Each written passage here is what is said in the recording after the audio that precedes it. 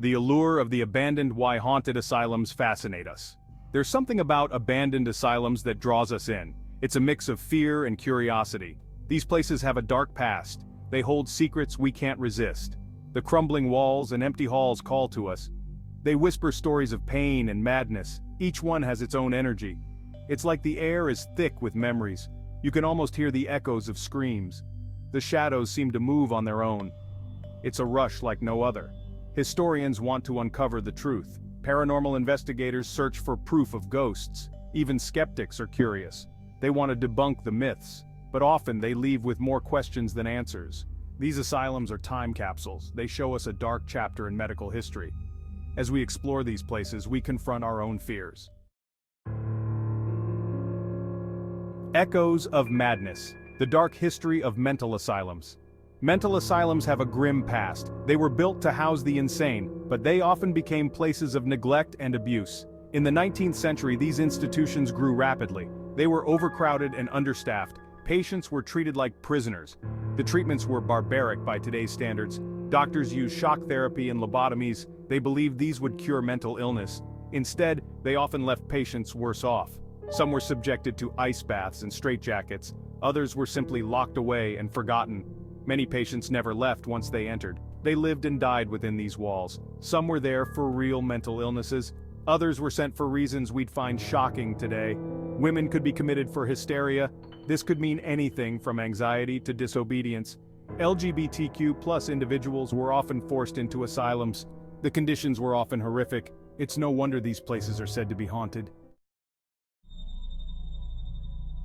Waverly Hills Sanatorium, where shadows whisper. Waverly Hills Sanatorium in Louisville, Kentucky, is a ghost hunter's dream. It opened in 1910 as a tuberculosis hospital. At its peak, it housed over 400 patients.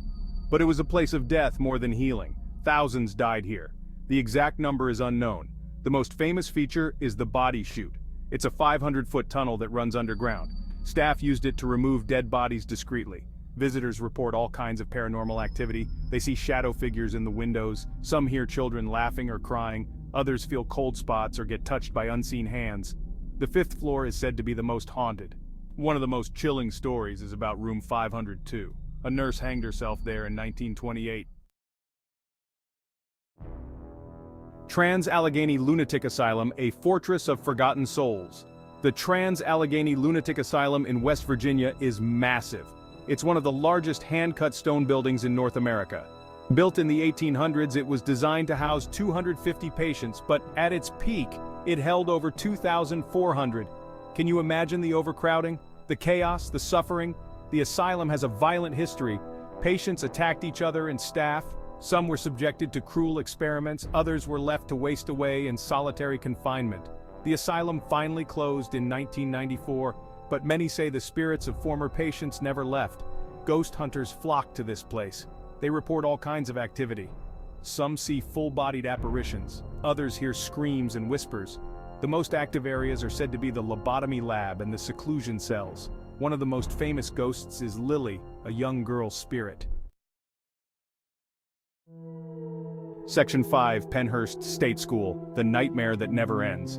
Pennhurst State School in Pennsylvania is a place of nightmares. It opened in 1908 as a school for the feeble-minded, but it quickly became overcrowded and underfunded.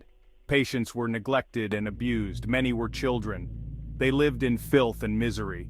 The conditions were exposed in a 1968 TV report. It shocked the nation. People saw patients chained to walls. They saw children lying in their own waste. The reporter called it the shame of Pennsylvania.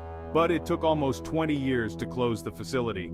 Today, Pennhurst is said to be one of the most haunted places in America. Visitors report intense paranormal activity. They hear screams and cries echoing through the halls.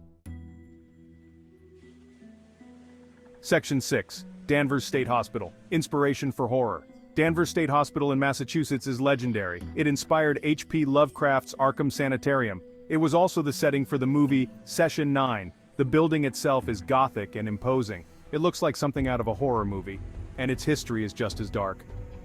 Opened in 1878, Danvers was meant to be a place of healing, but like many asylums, it became overcrowded and underfunded. Patients were subjected to cruel treatments.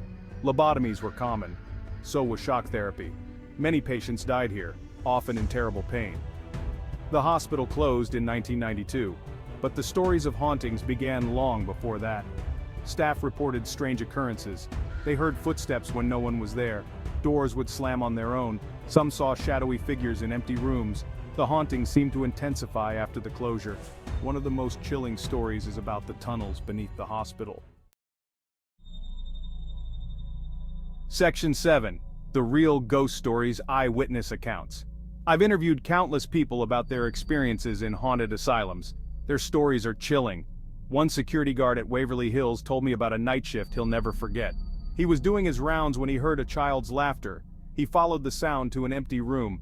There he saw a young boy playing with a ball. When he blinked, the boy vanished.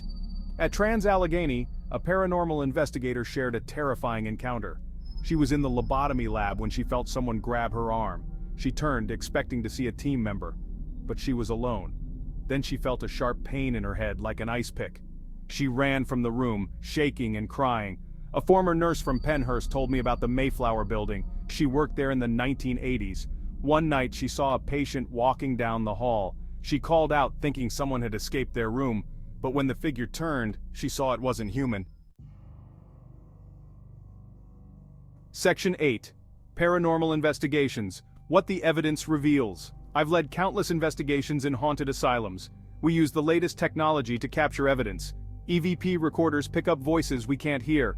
Full-spectrum cameras see beyond what the human eye can detect. EMF meters measure electromagnetic fields that might indicate a spirit's presence. The evidence we've gathered is, well, compelling. At Waverly Hills, we captured an EVP of a child saying, "Help me." It was crystal clear. No one was in the room with us. At TransAltan, our thermal cameras caught a cold spot moving across a room. It was human-shaped and seemed to be aware of us. One of our most shocking pieces of evidence came from Pennhurst. We were in the basement when our SLS camera picked up a figure. This camera maps anomalies onto a stick figure. The figure we saw was crawling on the ceiling. It moved in ways that defied physics. Section 9. The Ethics of Ghost Hunting in Former Asylums. Ghost hunting in asylums raises ethical questions. These were places of great suffering. Many patients were mistreated and abused. Is it right to turn their pain into entertainment? It's a question I've wrestled with many times, but I believe our work serves a purpose. We're giving voices to those who were silenced in life. We always approach these investigations with respect. We're not there to mock or provoke. We're there to listen and learn. We often leave offerings for the spirits. We ask permission before entering rooms, and we always take time to acknowledge the real human suffering that occurred in these places. But not all ghost hunters are so respectful. Some break into these buildings illegally. They vandalize and steal. They treat it like a game. This behavior is not only disrespectful, it's dangerous. These old buildings are often unstable, and the spirits don't take kindly to disrespect. Section 10. Modern-day hauntings. Are these places still active? Many people wonder if these asylums are still haunted today. In my experience, the answer is a resounding yes. The activity doesn't seem to diminish over time. If anything, it intensifies. It's as if the spirits become more restless as their stories are forgotten. At Waverly Hills, recent visitors have reported seeing full-bodied apparitions. One group saw a nurse pushing a wheelchair down the hall. When they called out, she vanished. At TransAltan, the violent male spirit in Ward R seems more active than ever. He's been known to scratch visitors who enter his territory. Pennhurst continues to be a hotspot for paranormal activity. The ghostly sounds of children playing are often heard in the tunnels. Visitors report feeling watched and followed. Some have even captured orbs and strange mists in their photos. These aren't just old stories, they're happening now. Section 11. The most bone-chilling tale. A night at Poveglia Island. Of all the haunted asylums I've investigated, none compare to Poveglia Island in Italy. This small island near Venice has a horrific history. It was used as a quarantine station for plague victims. Later, it housed a mental asylum. The horrors that occurred here are almost beyond belief. Legend says the soil is made of human ash. Locals refuse to set foot on the island. They say the evil there is palpable. When we arrived, I could feel it. The air was heavy. It felt hard to breathe. We set up our equipment as the sun set. That's when things got intense. Our EMF meters went crazy. We heard screams echoing from the abandoned buildings. Shadow figures darted all around us. In the old asylum, we encountered a dark entity. It felt malevolent. It seemed to feed on our fear.